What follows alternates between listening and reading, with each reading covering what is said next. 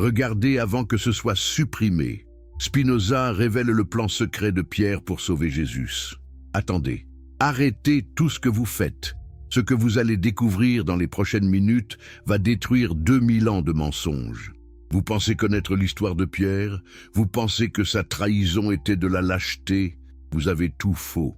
Si vous aimez les histoires qui défient tout ce qu'on vous a enseigné, qui révèlent des vérités cachées pendant des siècles, alors n'oubliez pas de vous abonner à cette chaîne maintenant. Cliquez sur cette cloche, parce que ce que vous allez entendre pourrait être censuré à tout moment. Dites-moi dans les commentaires de quel pays vous regardez cette vidéo et à quelle heure vous la découvrez. Je veux savoir où dans le monde cette vérité arrive. Et si vous êtes sur votre téléphone, appuyez sur ce bouton maintenant. Un seul geste. Cela aide énormément à faire parvenir ce message à plus de personnes qui ont besoin de l'entendre. Allez-y, je vous attends. Voilà. Maintenant, nous pouvons commencer. L'année 1656. Amsterdam. Un jeune philosophe juif de 23 ans se tient devant la synagogue portugaise. Les rabbins prononcent contre lui le hérem le plus sévère jamais enregistré dans l'histoire du judaïsme. Malédiction absolue, excommunication totale. Son crime, il avait découvert quelque chose d'impossible, quelque chose qui changerait tout. Son nom était Baruch Spinoza. Et ce qu'il avait trouvé dans les textes anciens allait bouleverser l'histoire du christianisme. Pendant 2 millénaires, l'Église vous a raconté une version simple. Pierre était faible. Pierre avait peur. Pierre a renié Jésus 3 fois avant le chant du coq. Un traître, un lâche, un homme brisé par la terreur. Mais que se passerait-il si je vous disais que chaque mot de cette histoire est un mensonge calculé? Que se passerait-il si Pierre n'avait pas trahi Jésus, mais qu'il avait exécuté le plan le plus audacieux, le plus génial, le plus impossible jamais conçu dans l'histoire de l'humanité? Que se passerait-il si tout ce que vous croyez savoir sur la crucifixion, la résurrection, la naissance du christianisme était une couverture parfaite pour la plus grande opération secrète jamais orchestrée? Spinoza l'a découvert. Et il a payé de sa vie pour cette vérité. Aujourd'hui, je vais vous révéler ce secret. Je vais vous montrer comment Pierre a transformé la plus grande tragédie en victoire cosmique. Comment un simple pécheur est devenu l'architecte invisible d'une religion qui dominerait le monde pendant 2000 ans. Préparez-vous, parce qu'après cette vidéo, vous ne regarderez plus jamais une croix de la même manière. Vous ne lirez plus jamais les évangiles avec les mêmes yeux. Vous comprendrez que le Golgotha n'était pas un lieu d'échec, mais le théâtre d'une victoire si brillante, si parfaitement calculée, que seuls quelques initiés en connaissèrent la vérité. Et Spinoza était l'un d'eux. Alors restez avec moi, concentrez-vous. Oubliez tout ce qu'on vous a enseigné au catéchisme, à l'école, dans les sermons dominicaux. Ouvrez votre esprit à l'impossible, parce que l'impossible est exactement ce qui s'est produit il y a 2000 ans. Dans les rues poussiéreuses de Jérusalem, quand un homme nommé Pierre a regardé dans les yeux de son meilleur ami et a dit ces 3 mots terribles qui allaient changer l'histoire du monde. Je ne le connais pas, mais pourquoi? Pourquoi vraiment? La réponse va vous stupéfier. Première partie, l'excommunication qui a tout révélé à Amsterdam, juillet 1656. La chaleur étouffante de l'été hollandais écrase les pavés étroits du quartier juif. Dans la grande synagogue portugaise de la Houtgracht, une assemblée extraordinaire est convoquée. Tous les rabbins sont présents, tous les notables de la communauté. L'atmosphère est électrique, chargée d'une tension qui fait trembler les murs centenaires. Ils vont prononcer une sentence qui n'a jamais été prononcée avec une telle violence, une telle fureur, une telle détermination à effacer quelqu'un de l'existence elle-même. La cible, un jeune homme mince, aux yeux sombres et intenses, 23 ans à peine, fils de commerçant respectable, éduqué dans les meilleurs yeshivot, promis à un avenir brillant comme érudit talmudique. Mais Baruch Spinoza avait commis l'impardonnable. Il avait posé les mauvaises questions, il avait lu les mauvais livres, et surtout, il avait découvert les mauvais secrets. Savez-vous ce qu'est un hérem? Ce n'est pas simplement une excommunication. C'est une annihilation sociale. C'est comme si vous n'aviez jamais existé. Personne ne peut vous parler, personne ne peut vous regarder, personne ne peut se tenir à moins de 4 coudées de vous. Si vous mourrez, on ne peut pas vous enterrer dans un cimetière juif. Si vous vivez, vous êtes un fantôme, une ombre, un non-être.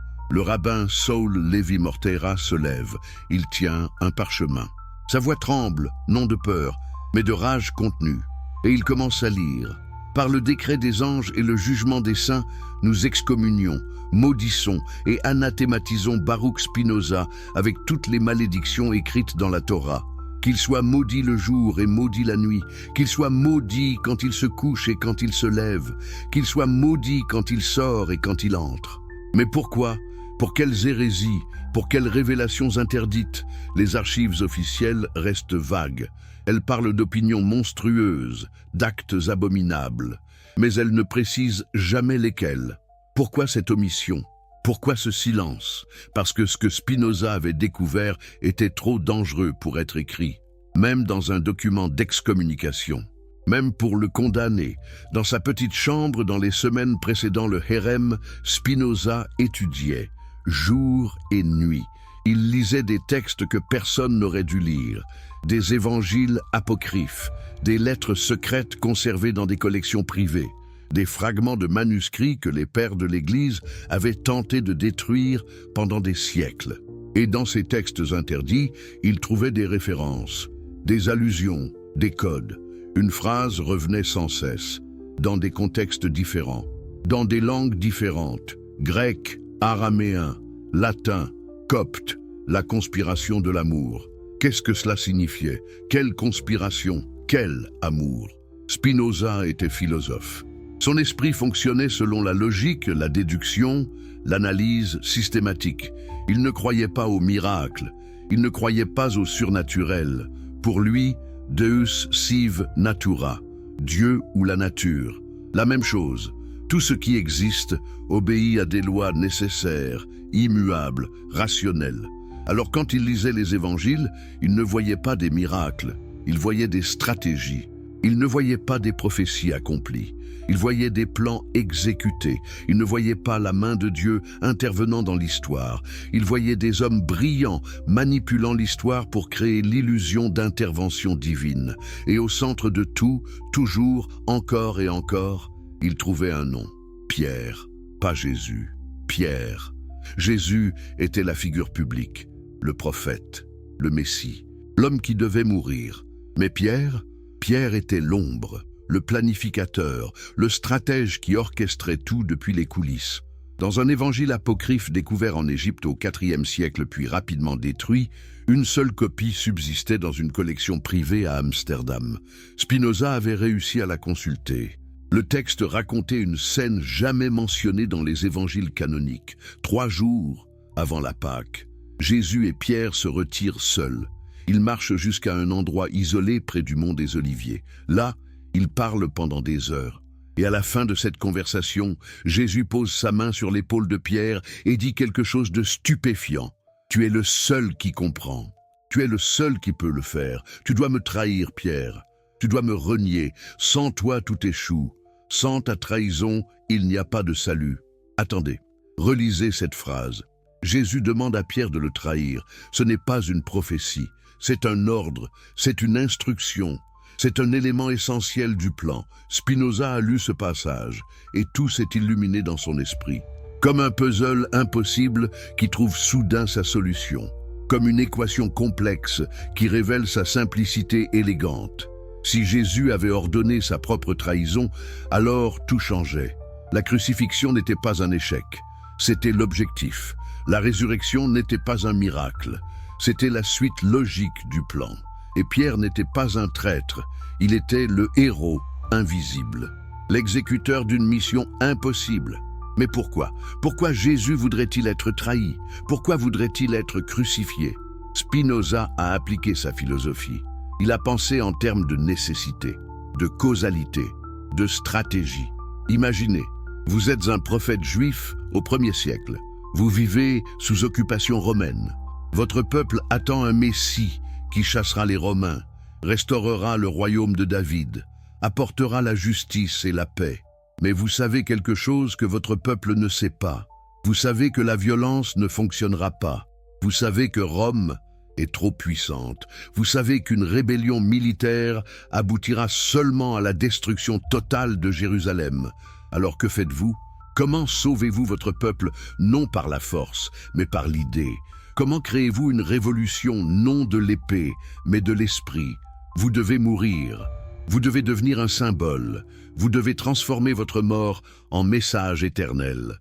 Mais pas n'importe quelle mort, une mort publique, spectaculaire, injuste.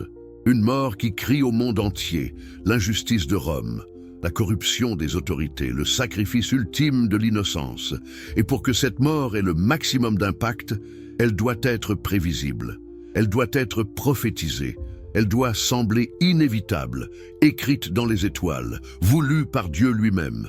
C'est là qu'intervient Pierre. Pierre n'était pas simplement un disciple.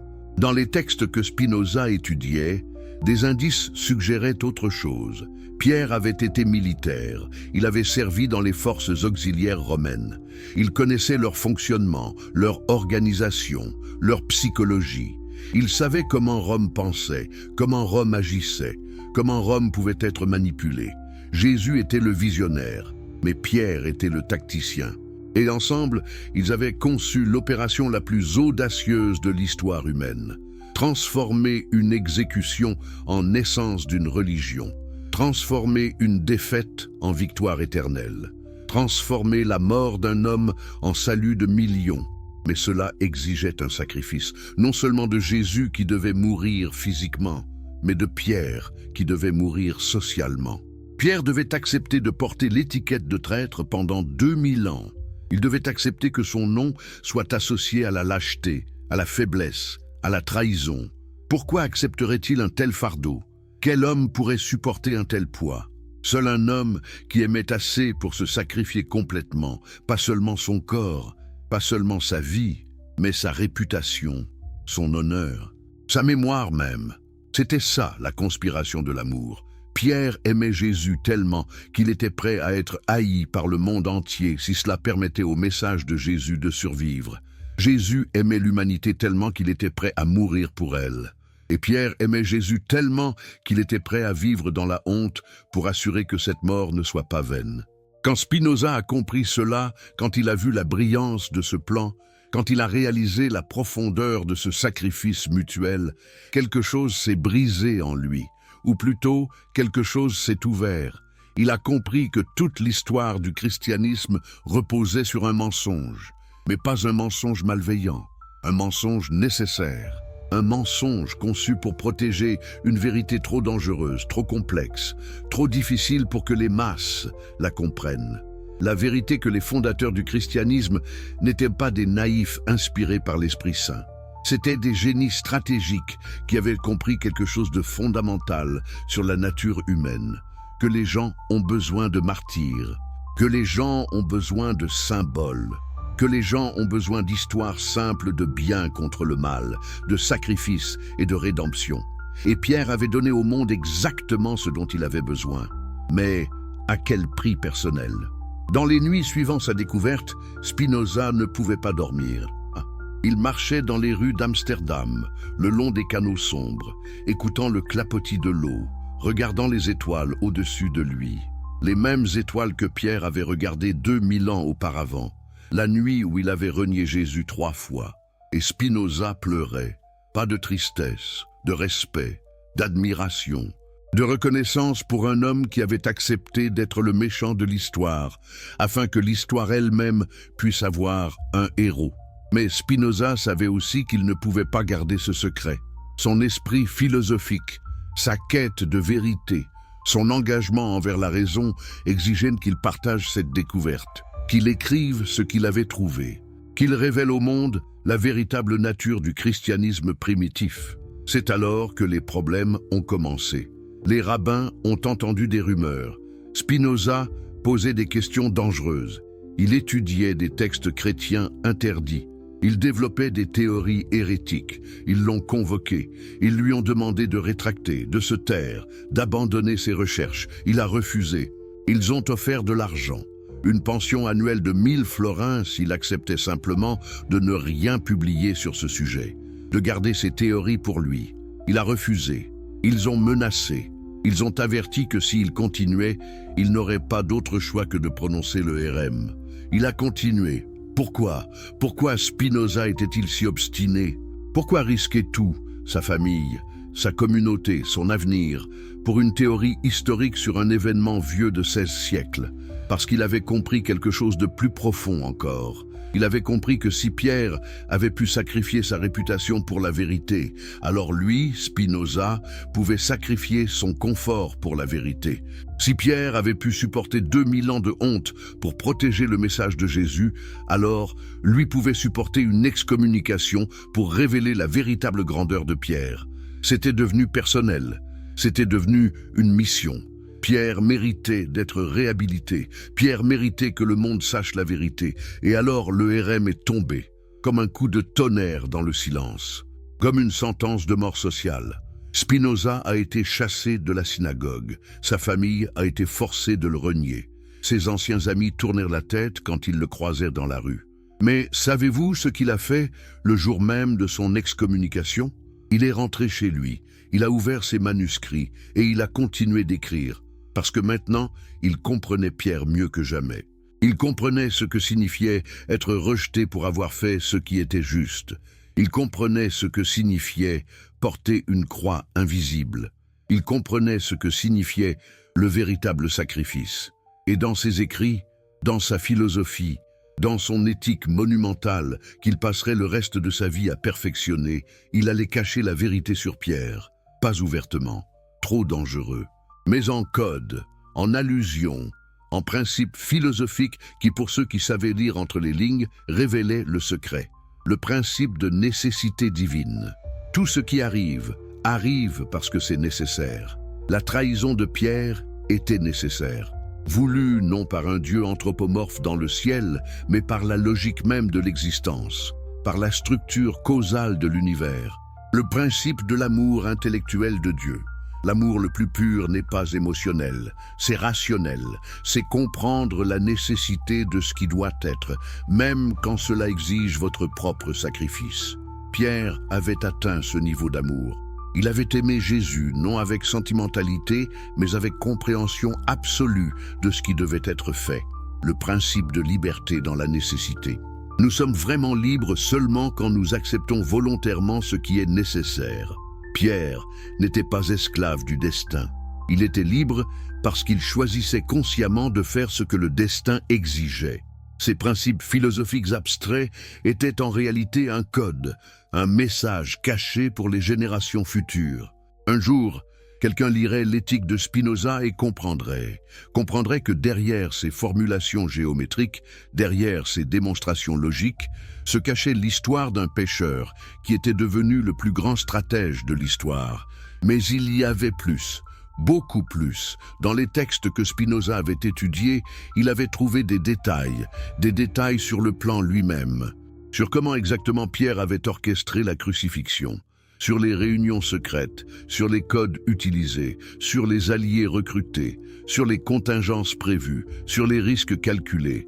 C'était un plan d'une sophistication stupéfiante, d'une audace inimaginable, d'une exécution parfaite.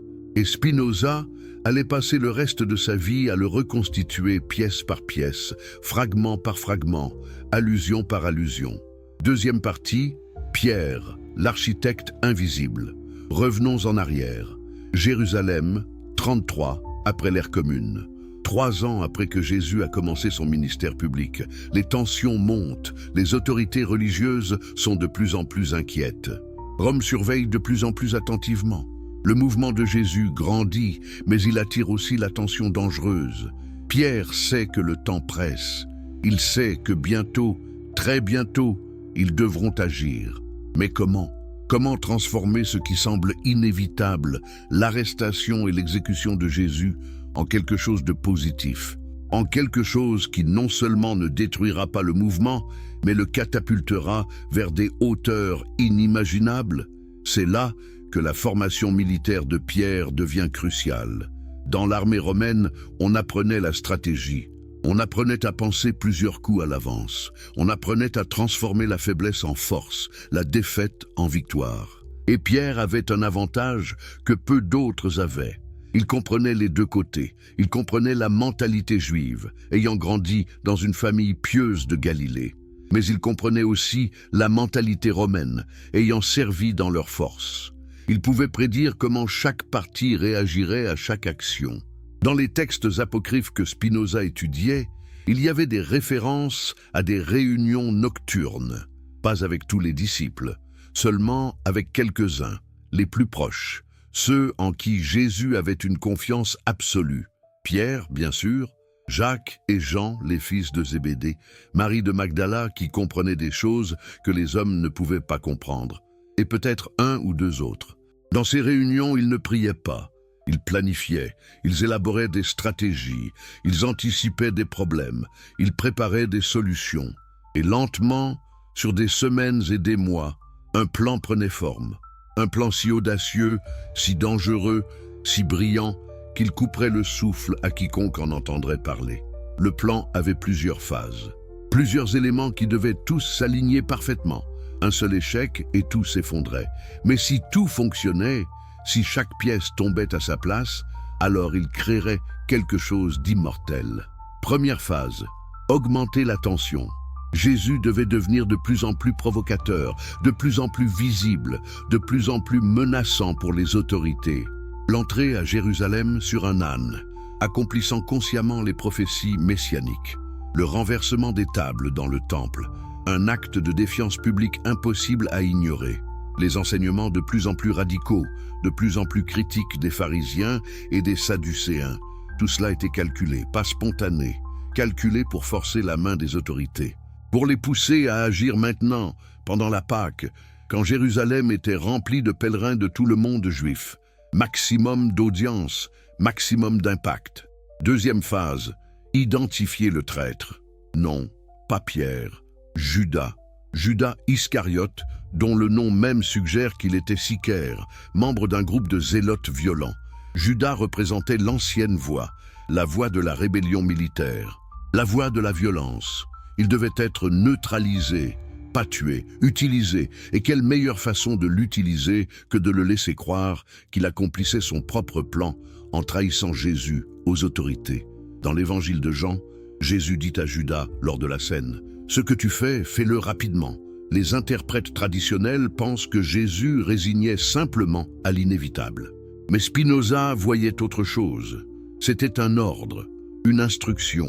Jésus orchestrait sa propre arrestation, utilisant Judas comme instrument inconscient. Et cela servait un double objectif. Non seulement cela garantissait que l'arrestation aurait lieu exactement au bon moment et au bon endroit, mais cela créait aussi un bouc émissaire parfait. Judas deviendrait le symbole de la trahison, l'homme qui avait vendu Jésus pour 30 pièces d'argent, et cela protégerait le véritable plan, le véritable rôle de Pierre. Troisième phase, les trois reniements. C'était le cœur du plan, le moment le plus délicat, le moment où Pierre devait jouer son rôle à la perfection. Mais pourquoi trois reniements? Pourquoi pas un? Pourquoi pas deux? Pourquoi précisément trois? Spinoza a trouvé la réponse dans les textes anciens. 3 était un nombre sacré, 3 jours dans le tombeau, 3 personnes de la Trinité, 3 témoins nécessaires pour établir la vérité selon la loi juive. Mais il y avait une raison plus pratique. Chaque reniement avait un objectif spécifique. Ce n'était pas la répétition de la même action. C'était 3 actions différentes, déguisées en répétition. Le premier reniement, dans la cour du grand prêtre, devant les serviteurs et les gardes. Je ne connais pas cet homme. Cela établissait que Pierre n'était pas un disciple actif. Cela le protégeait de l'arrestation immédiate. Cela lui permettait de rester sur place, d'observer, de coordonner. Le deuxième reniement. À la porte quand une autre servante l'accuse. Je ne le connais pas. Cela confirmait son premier reniement. Cela éliminait toute suspicion. Cela le rendait invisible. Un spectateur innocent. Rien de plus. Le troisième reniement. 1 heure plus tard, quand quelqu'un remarque son accent galiléen, je ne sais pas de quoi tu parles, cette fois avec des jurons, avec de la véhémence, avec de la colère. Pourquoi cette escalade? Pourquoi cette intensité croissante? Parce que Pierre jouait pour une audience spécifique. Les autres disciples, dispersés dans la foule, écoutaient. Ils devaient comprendre le signal.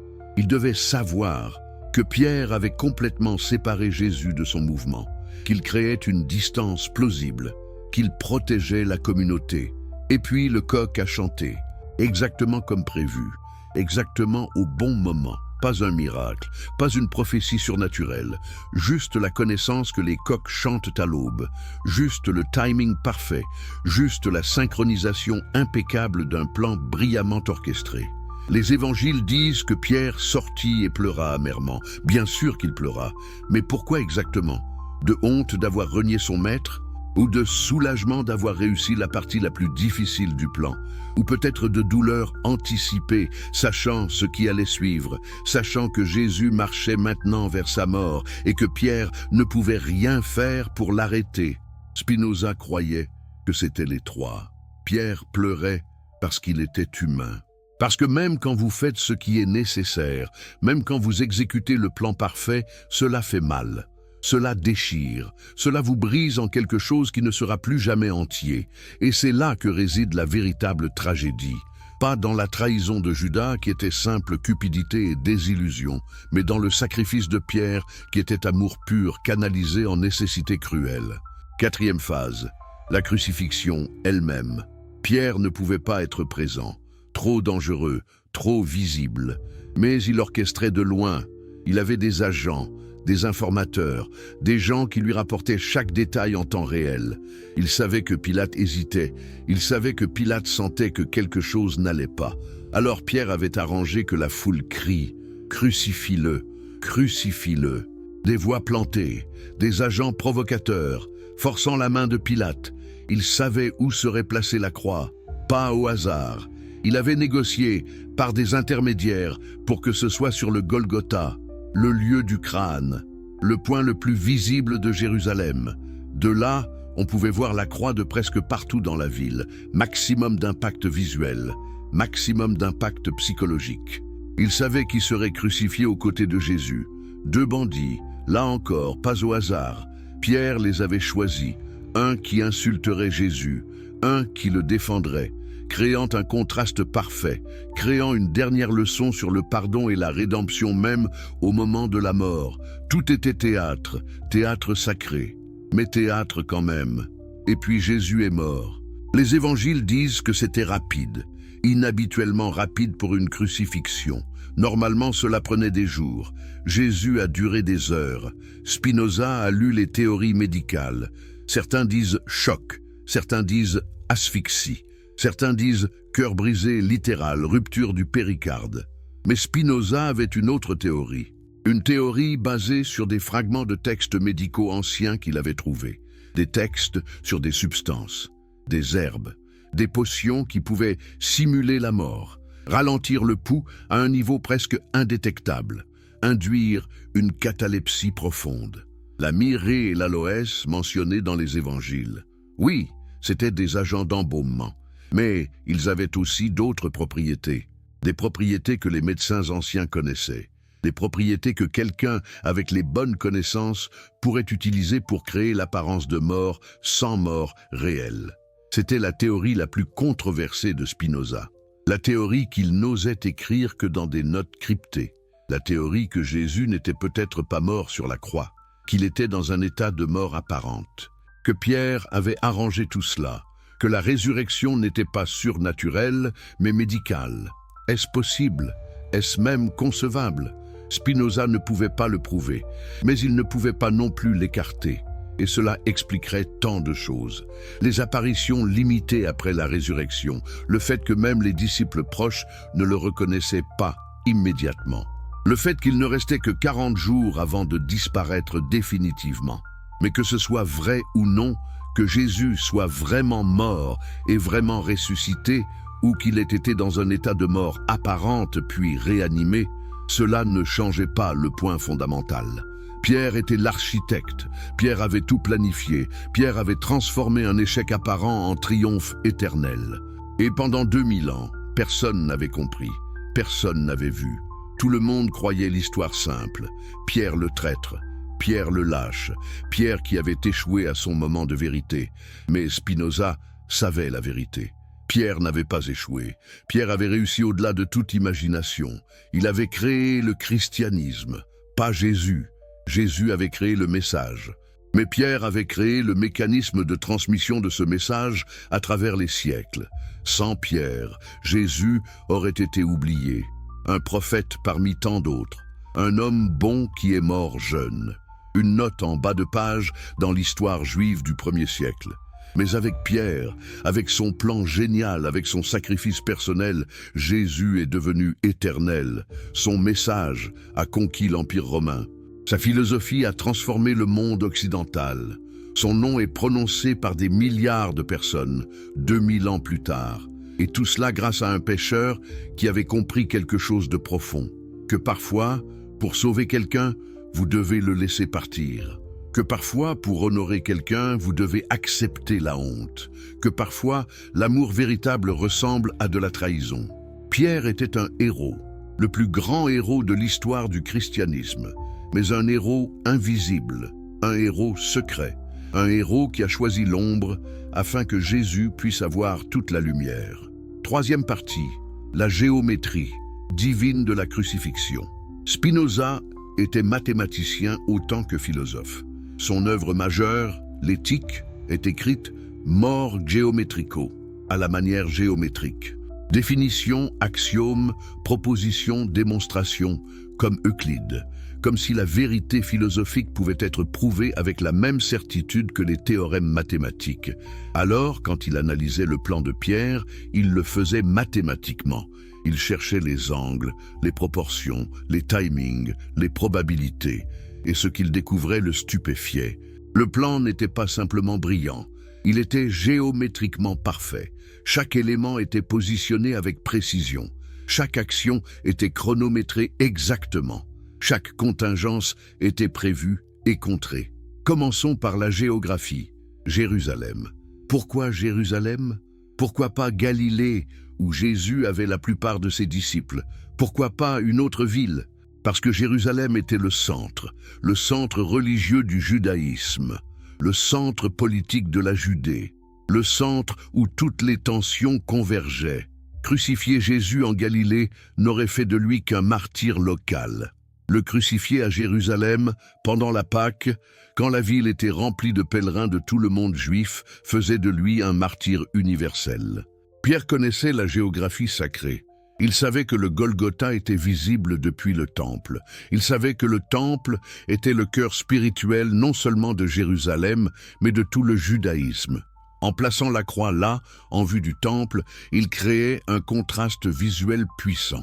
Le vieux ordre, représenté par le temple avec ses prêtres corrompus et ses sacrifices sanglants.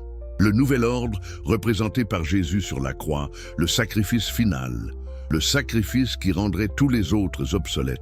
C'était du théâtre spatial, de la narration architecturale. Et c'était brillant. Ensuite, le timing. Pierre avait chronométré tout au jour près, à l'heure près, peut-être même à la minute près.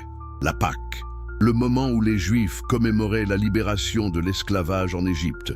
Le moment où l'on sacrifiait l'agneau pascal. Et Jésus mourait exactement au moment où les agneaux étaient sacrifiés dans le temple. Coïncidence. Spinoza ne croyait pas aux coïncidences. Pierre avait synchronisé l'exécution de Jésus avec le sacrifice des agneaux pascals, créant ainsi le symbolisme le plus puissant possible. Jésus comme l'agneau de Dieu, le sacrifice ultime, celui qui enlève les péchés du monde. Mais comment Pierre pouvait-il contrôler le timing si précisément? Il ne contrôlait pas Pilate. Il ne contrôlait pas les soldats romains. Comment pouvait-il garantir que Jésus mourrait exactement au bon moment? C'est là que la théorie de Spinoza sur les substances devient importante. Si Pierre avait administré quelque chose à Jésus avant la crucifixion, quelque chose qui accélérerait l'apparence de la mort, alors il pouvait contrôler le timing. Il pouvait s'assurer que Jésus semblerait mort exactement quand nécessaire pour le symbolisme maximal. C'est sombre, c'est troublant, c'est presque insupportable à contempler. l'idée que Pierre aurait pu empoisonner Jésus, son meilleur ami pour les besoins du plan. Mais Spinoza ne reculait pas devant les idées troublantes. Il les poursuivait, parce que si c'était vrai, cela montrait la profondeur absolue de l'engagement de Pierre. Il n'était pas seulement prêt à être haï, il était prêt à faire ce qui était objectivement horrible, si c'était nécessaire pour le bien supérieur. C'était l'éthique spinoziste dans sa forme la plus pure et la plus terrifiante. Faire ce qui est nécessaire, pas ce qui est confortable, pas ce qui est conventionnellement moral, mais ce qui sert le bien le plus grand selon la compréhension rationnelle de la situation. Pierre avait compris que pour sauver l'humanité, Jésus devait mourir d'une certaine manière, à un certain moment, dans un certain lieu. Et Pierre était prêt à faire tout ce qui était nécessaire pour que cela arrive, même si cela signifiait devenir, en un sens, le meurtrier de son meilleur ami. C'est là que l'amour et le meurtre se rencontrent, c'est là que le sacrifice et l'horreur fusionnent. C'est là que nous touchons au cœur sombre de toute l'entreprise. Et c'est peut-être pour cela que la vérité a été cachée, pas par malice, mais par nécessité. Parce que cette vérité est trop sombre, trop complexe, trop moralement ambiguë pour que la plupart des gens la supportent. Les gens ont besoin d'histoires simples, bien contre mal, héros contre méchants, amour contre trahison. Ils ne peuvent pas gérer la vérité que parfois l'amour ressemble à de la trahison, que parfois sauver quelqu'un ressemble à le tuer, que parfois le plus grand bien nécessite le plus grand mal apparent. Spinoza le comprenait, et c'est pour cela qu'il a écrit en code. C'est pour cela qu'il a caché ses découvertes les plus radicales dans des formulations philosophiques abstraites. C'est pour cela qu'il n'a jamais publié son traité complet sur la véritable histoire du christianisme primitif. Il savait que le monde n'était pas prêt, que le monde ne serait peut-être jamais prêt, mais il devait écrire quand même, il devait documenter. Il devait laisser des traces pour ceux qui, dans les siècles futurs, seraient assez courageux, assez intelligents, assez philosophiquement matures pour comprendre. Et maintenant, plus de 300 ans après sa mort, nous pouvons enfin commencer à déchiffrer son code. Nous pouvons enfin commencer à voir ce qu'il voyait. Nous pouvons enfin commencer à comprendre la véritable histoire de Pierre et Jésus. Une histoire non de trahison, mais de collaboration. Non de lâcheté, mais de courage inimaginable. Non d'échec, mais de succès si total, si complet, si durable, que nous vivons encore dans son ombre 2000 ans plus tard. Pierre n'a pas trahi Jésus. Pierre a sauvé Jésus, pas sa vie. Sa vie devait être sacrifiée. Mais son message, son enseignement, sa vision d'un monde transformé par l'amour plutôt que par la force. Et pour faire cela, Pierre a dû sacrifier quelque chose de plus précieux que la vie. Il a dû sacrifier son honneur, sa réputation, sa place dans l'histoire comme quelqu'un de bon. Il a accepté de devenir le méchant afin que Jésus puisse être le héros. Il a accepté l'ombre afin que Jésus puisse avoir la lumière. Il a accepté la honte éternelle afin que Jésus puisse avoir la gloire éternelle. Et cela, selon Spinoza, était le plus grand acte d'amour dans l'histoire humaine. Vous êtes encore là? Vous avez tenu jusqu'ici? Alors vous méritez de connaître la suite, parce que nous n'avons fait qu'effleurer la surface. Il y a tellement plus, tellement de détails, tellement de preuves, tellement de connexions que Spinoza a trouvées et que l'histoire a ignorées. Dans les prochaines parties, nous allons explorer le plan des 3 jours. Nous allons révéler ce qui s'est vraiment passé dans le tombeau. Nous allons découvrir comment Pierre a construit l'Église, non comme institution religieuse, mais comme machine de propagande géniale. Nous allons déchiffrer les symboles cachés dans les évangiles. Nous allons comprendre pourquoi Spinoza a payé si cher pour ses découvertes. Et à la fin, vous verrez la croix différemment. Vous verrez Pierre différemment. Vous verrez toute l'histoire du christianisme avec des yeux nouveaux. Parce que la vérité est toujours plus étrange, plus complexe, plus belle et plus terrifiante que la fiction. Et la vérité que Spinoza a découverte est la plus étrange de toutes. Restez avec moi. Ce voyage ne fait que commencer. Le plan des 3 jours est la vérité cachée. Si vous aimez les histoires qui bouleversent tout ce que vous croyez savoir, Si vous voulez découvrir des secrets cachés pendant des millénaires, alors abonnez-vous à cette chaîne maintenant. Cliquez sur cette cloche. Ne manquez aucune révélation. Dites-moi dans les commentaires de quel pays vous nous regardez et quelle heure il est chez vous en ce moment. Je veux voir jusqu'où cette vérité voyage. Et si vous êtes sur votre téléphone portable, appuyez sur ce bouton maintenant, juste une seconde. Cela aide énormément à faire découvrir cette histoire à plus de personnes qui cherchent la vérité. Parfait. Continuons. Vous pensez connaître l'histoire de la résurrection? Vous pensez que c'était un miracle inexplicable? Attendez de découvrir ce que Spinoza a vraiment trouvé dans les manuscrits interdits. Attendez de comprendre ce qui s'est réellement passé pendant ces 3 jours entre la mort apparente et le retour de Jésus, parce que Pierre n'avait pas fini. La crucifixion n'était que le début du plan. Le plus difficile restait à venir. Comment faire croire à une résurrection? Comment transformer un cadavre en Messie vivant? Comment créer le miracle qui convaincrait des millions de personnes à travers les siècles? La réponse va vous glacer le sang. Et elle va vous faire comprendre que Pierre était un génie d'un niveau que nous pouvons à peine imaginer. Le tombeau stratégique. Vendredi soir, le soleil se couche sur Jérusalem, le sabbat approche. Jésus est mort, ou semble mort, sur la croix. Son corps doit être descendu rapidement. La loi juive interdit de laisser un cadavre exposé pendant le sabbat. C'est là que Joseph d'Arimathie entre en scène, membre respecté du Sanhédrin, homme riche, homme influent, et selon les évangiles, disciple secret de Jésus. Secret. Ce mot est crucial. Pourquoi secret? Parce qu'un disciple public n'aurait jamais pu faire ce qui devait être fait. Mais un disciple secret, quelqu'un qui apparaissait comme neutre, comme un simple notable, accomplissant un acte de charité, celui-là pouvait manipuler la situation sans éveiller les soupçons. Spinoza avait découvert quelque chose d'extraordinaire dans les textes araméens. Joseph d'Arimathie n'était pas simplement un disciple secret, il était l'agent de Pierre, l'homme qui avait les ressources, les connexions, l'autorité pour accomplir la phase la plus délicate du plan. Il va voir Pilate, il demande le corps de Jésus. Pilate est surpris. Jésus est déjà mort? Si vite, c'est inhabituel, très inhabituel. Les crucifiés mettent généralement des jours à mourir, pas des heures. Pilate envoie un centurion vérifier.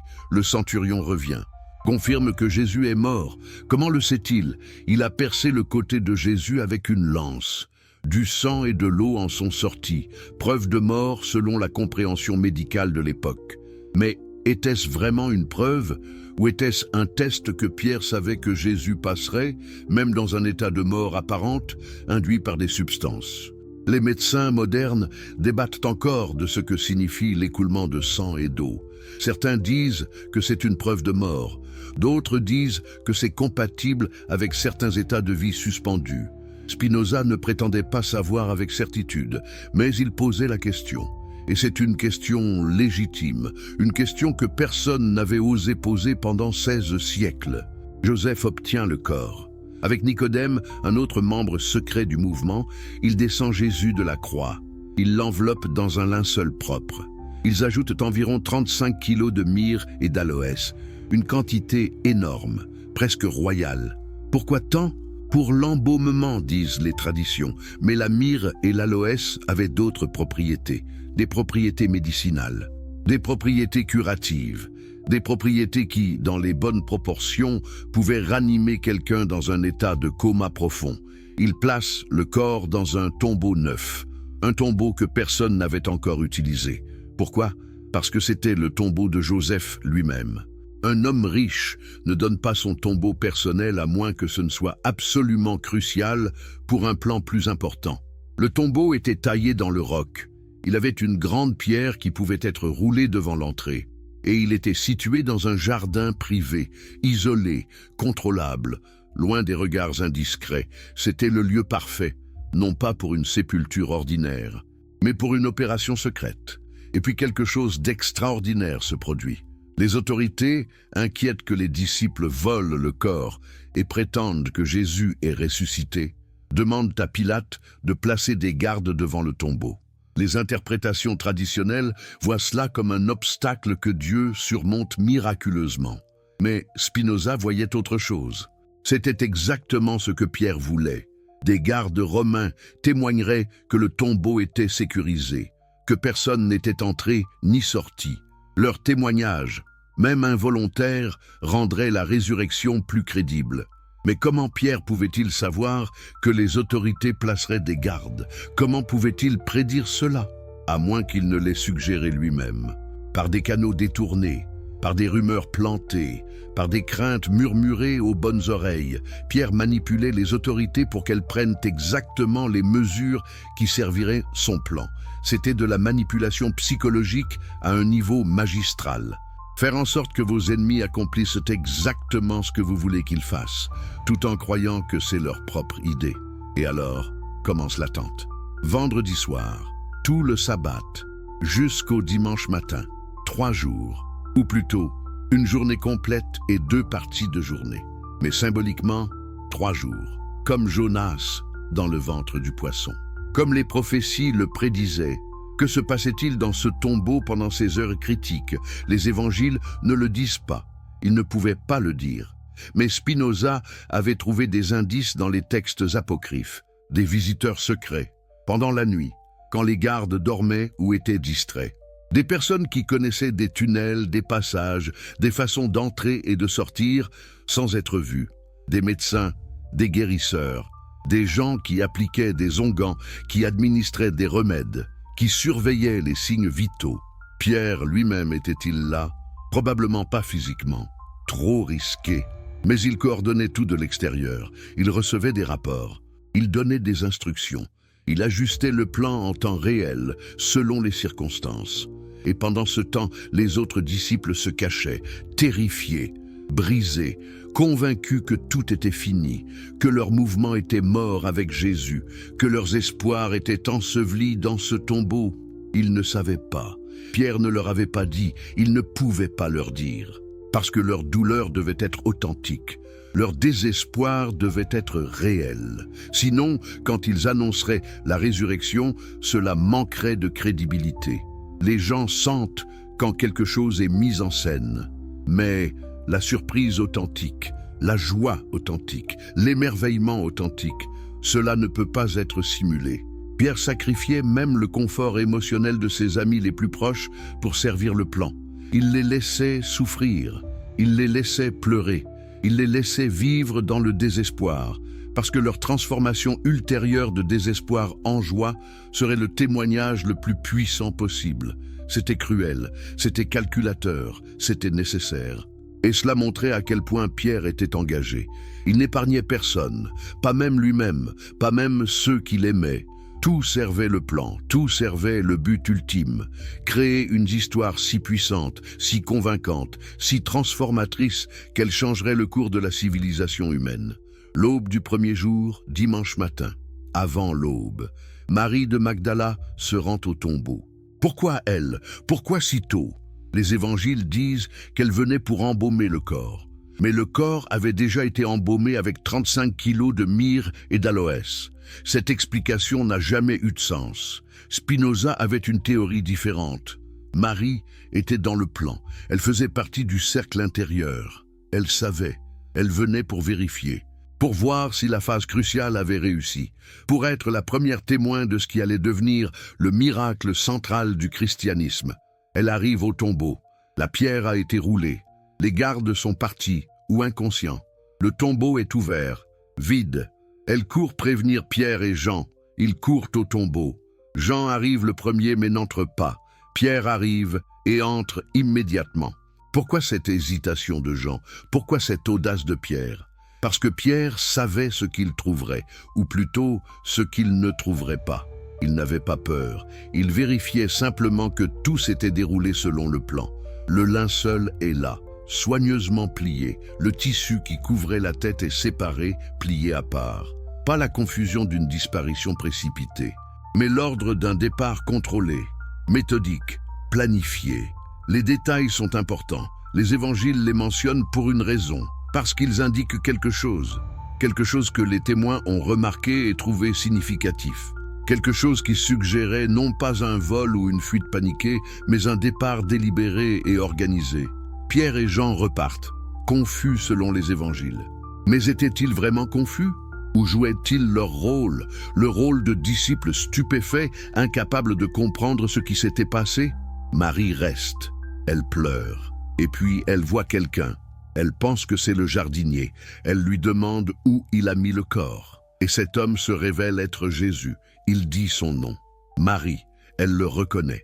Elle veut le toucher. Il dit non. Nolim Tangère, ne me touche pas. Pourquoi? Les théologiens ont donné 1000 interprétations. Jésus était dans un état glorifié. Il était trop saint pour être touché. Il devait d'abord monter vers le Père. Mais Spinoza voyait quelque chose de plus simple et de plus troublant. Ne me touche pas parce que je suis encore fragile, parce que mon corps est encore en convalescence, parce que je ne suis pas vraiment ressuscité au sens surnaturel. Je suis survivant, guéri mais pas complètement, fort assez pour apparaître brièvement mais pas pour l'examen physique approfondi. Et Marie, qui était dans le plan, comprenait. Elle n'essayait pas de toucher, elle acceptait. Elle allait annoncer ce qu'elle avait vu selon le script qui lui avait été donné. Les apparitions suivantes suivent un modèle, toujours brève, toujours dans des contextes contrôlés, toujours avec certaines personnes mais pas d'autres, toujours dans des circonstances où l'identité de Jésus n'était pas immédiatement reconnaissable. Sur la route d'Emmaüs, 2 disciples marchent avec lui pendant des heures sans le reconnaître. Ce n'est qu'à la fraction du pain qu'ils comprennent. Comment est-ce possible? Comment peut-on marcher avec quelqu'un pendant des heures sans reconnaître son visage? À moins que son apparence ait changé, à moins que l'épreuve de la crucifixion ou les substances utilisées ou le processus de guérison ait altéré ses traits, à moins qu'il ne ressemble plus tout à fait comme avant. Dans la chambre haute, il apparaît soudainement. Les portes sont verrouillées. Il entre. Comment? Miracle, dit la tradition. Mais Spinoza suggérait des passages secrets, des entrées cachées, des moyens connus seulement de quelques initiés, des moyens que Pierre avait arrangés à l'avance. Thomas doute, il veut toucher les blessures. 1 semaine plus tard, Jésus revient et lui permet de toucher. Mais le texte ne dit jamais que Thomas a réellement touché, seulement que Jésus lui a offert de le faire, et Thomas s'exclame « Mon Seigneur et mon Dieu ». L'a-t-il vraiment touché? Ou l'offre était-elle suffisante pour le convaincre? Le texte reste ambigu, intentionnellement ambigu selon Spinoza. Parce qu'un examen physique trop approfondi aurait révélé des choses qui n'auraient pas dû être révélées. 40 jours d'apparitions sporadiques, puis l'ascension. Jésus monte au ciel, disparaît dans les nuages, ne revient jamais. Pourquoi 40 jours? Pourquoi pas plus? Pourquoi pas rester et établir son royaume sur terre comme tant de ses disciples l'espéraient? Parce qu'après 40 jours, même avec les meilleurs soins médicaux disponibles au 1er siècle, un corps traumatisé par la crucifixion ne pouvait plus maintenir l'illusion. Il fallait partir, il fallait disparaître, il fallait devenir légende avant de redevenir simplement humain. Et Pierre orchestrait tout, chaque apparition, chaque témoignage. Chaque détail raconté et répété jusqu'à ce qu'il devienne vérité canonique, la machine de propagande. Mais les apparitions ne suffisaient pas. Pierre le savait. Des visions peuvent être expliquées, des hallucinations collectives, des désirs ardents qui créent des illusions. Pierre avait besoin de quelque chose de plus solide, de plus durable, de plus institutionnel. Il avait besoin d'une organisation, d'une structure, d'une machine qui propagerait le message non pas pendant des années, mais pendant des siècles, pendant des millénaires. Il avait besoin de l'Église. Jésus avait dit « Tu es Pierre, et sur cette pierre, je bâtirai mon Église ». Les théologiens ont débattu pendant 2000 ans de ce que cela signifiait. Était-ce Pierre l'homme, Pierre la confession de foi, Pierre le symbole? Spinoza avait une interprétation plus directe. Jésus donnait à Pierre l'autorisation, l'instruction, l'ordre. Construis mon Église, construis l'organisation qui portera mon message à travers les âges. Je ne peux pas le faire, je dois mourir. Mais toi, Pierre, tu survivras et tu bâtiras. Et Pierre a bâti, avec une vision stratégique qui défie l'imagination. Première décision, Jérusalem resterait le centre spirituel. Mais le véritable pouvoir serait ailleurs, à Rome, au cœur de l'Empire. Parce que pour conquérir le monde, il fallait conquérir Rome. Et pour conquérir Rome, il fallait s'y implanter. Pierre est allé à Rome. Les traditions disent que c'était pour prêcher l'Évangile. Mais Spinoza voyait une mission plus complexe. Pierre allait infiltrer, s'établir, créer un réseau, planter les graines d'une organisation qui, en 3 siècles, convertirait l'Empire lui-même. Deuxième décision. Le message devait être simplifié. Jésus avait enseigné des paraboles complexes, des paradoxes, des subtilités. Mais les masses ne peuvent pas gérer la complexité. Elles ont besoin de simplicité, de clarté, de dogmes nets.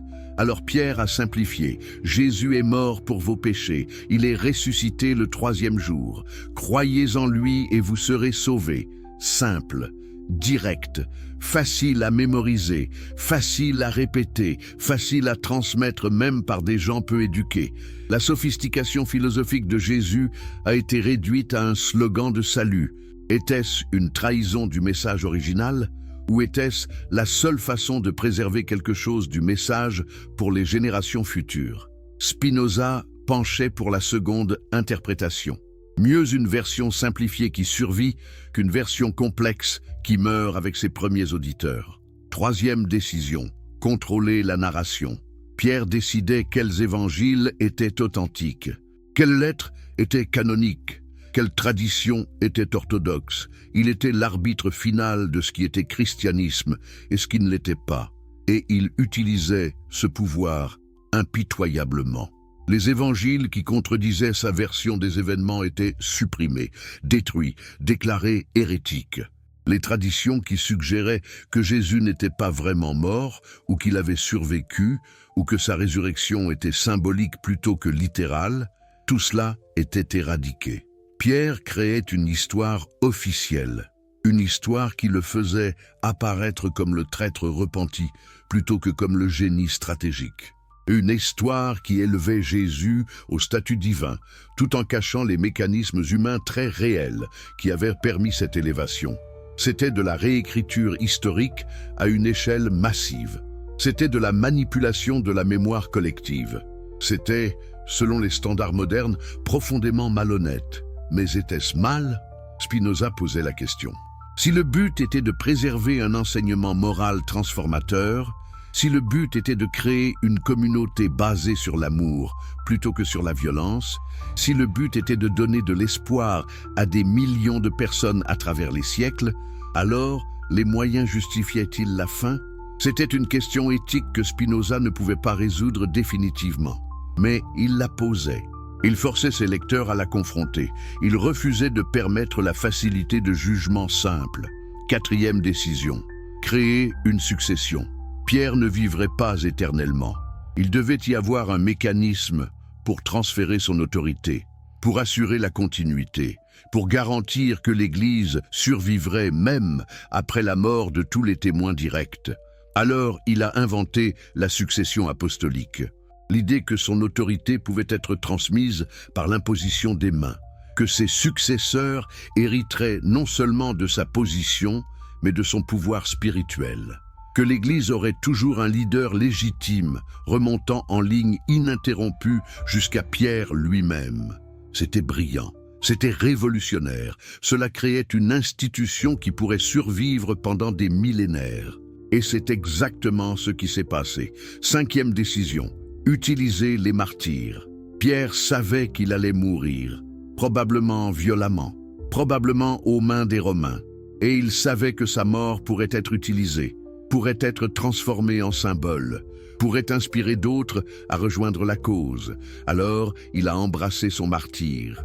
Il l'a planifié aussi méticuleusement qu'il avait planifié la crucifixion de Jésus.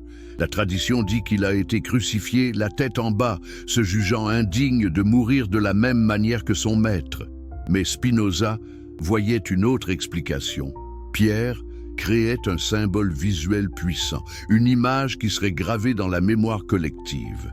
Un martyr si dramatique, si frappant, qu'il garantirait que Pierre ne serait jamais oublié. Et cela a fonctionné. 2000 ans plus tard, nous nous souvenons encore de Pierre crucifié la tête en bas. Nous nous souvenons encore de son sacrifice.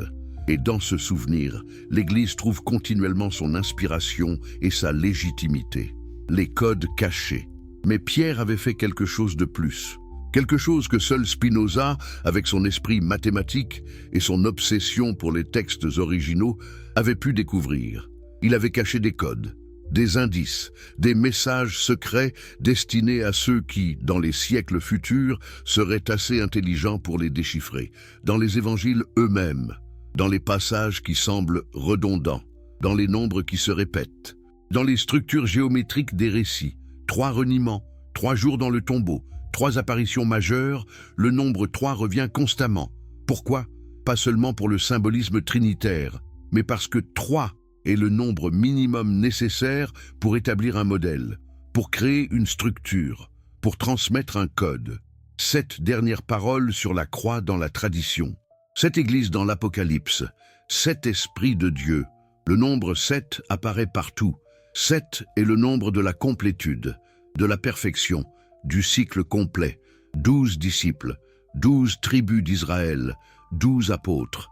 Le nombre 12 représente le peuple, la communauté, l'organisation complète. Spinoza a cartographié ces nombres. Il a créé des diagrammes, des équations, des structures géométriques montrant comment les récits évangéliques s'emboîtaient selon des proportions mathématiques précises. Et dans ces structures, il a trouvé des anomalies, des asymétries intentionnelles, des points où le modèle était brisé délibérément. Et ces points marquaient les endroits où la vérité cachée affleurait à la surface. Le reniement de Pierre est raconté dans les 4 évangiles. Mais chaque version a des détails différents, des contradictions mineures. Qui a accusé Pierre? Combien de personnes? Dans quel ordre?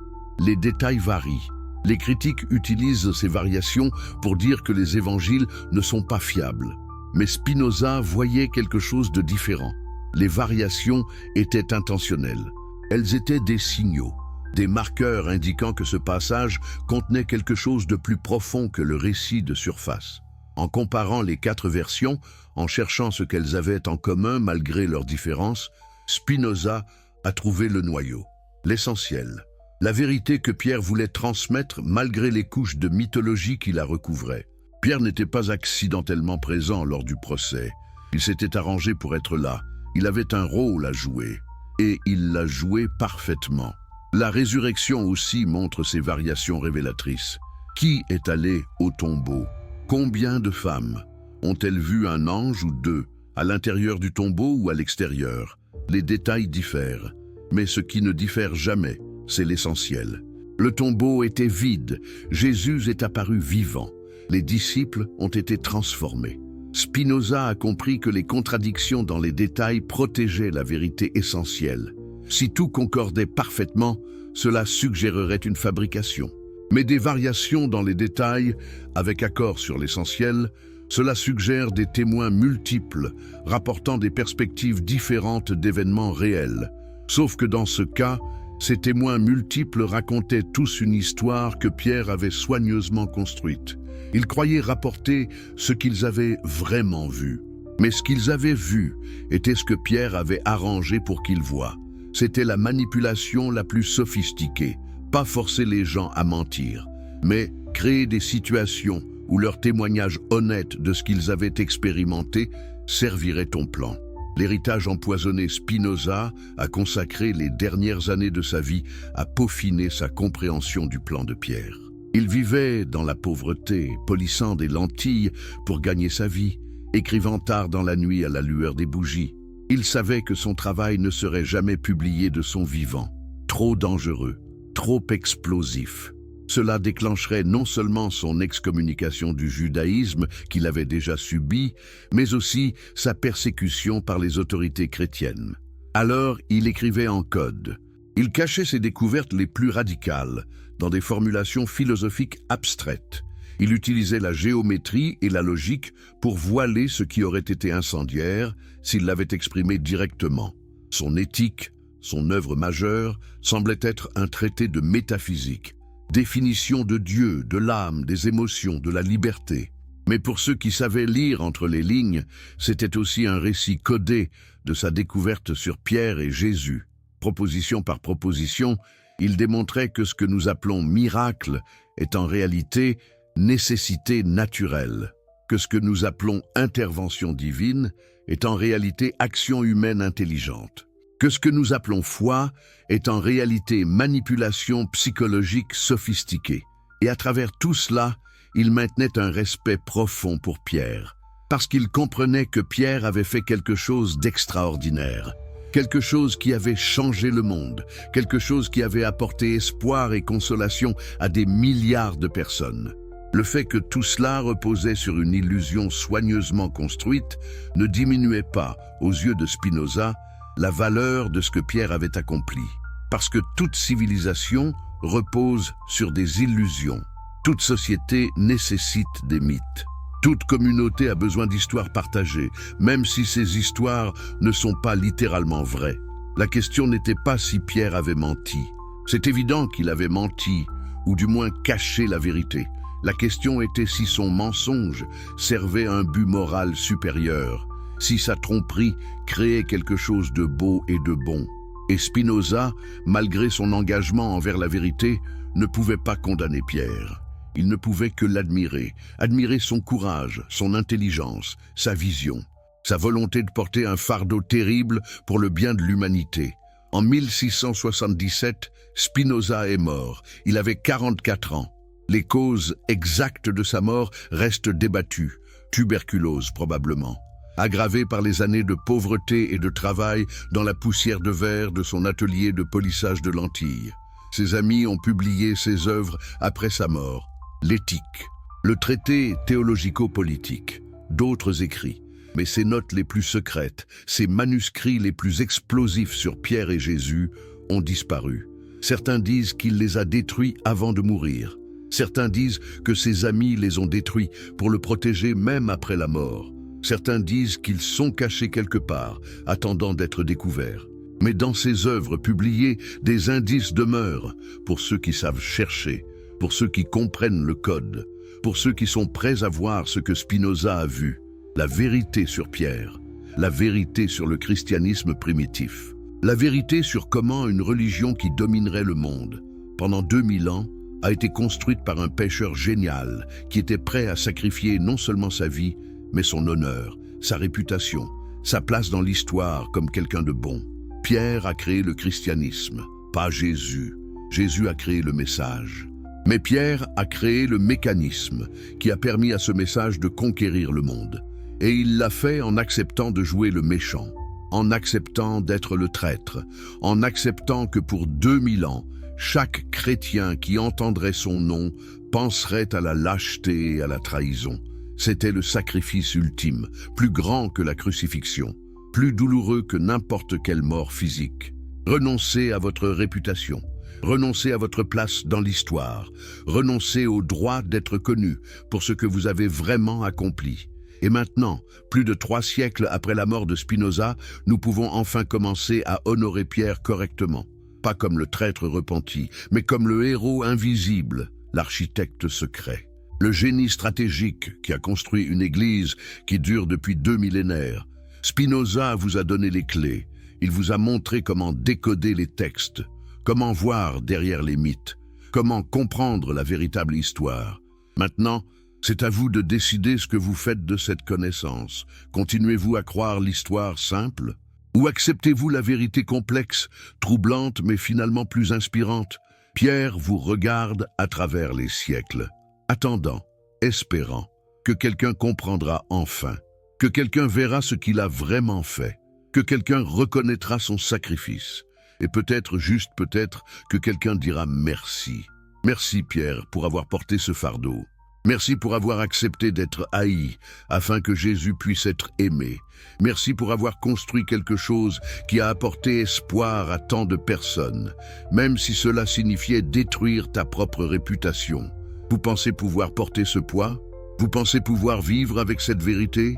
Ou préférez-vous retourner au confort de l'ignorance? Le choix est vôtre. Mais une fois que vous connaissez, vous ne pouvez pas ne plus savoir. Une fois que vous voyez, vous ne pouvez pas ne plus voir. Spinoza l'a découvert. Il a payé le prix. Il a vécu excommunié, rejeté, seul. Mais il est mort sachant la vérité.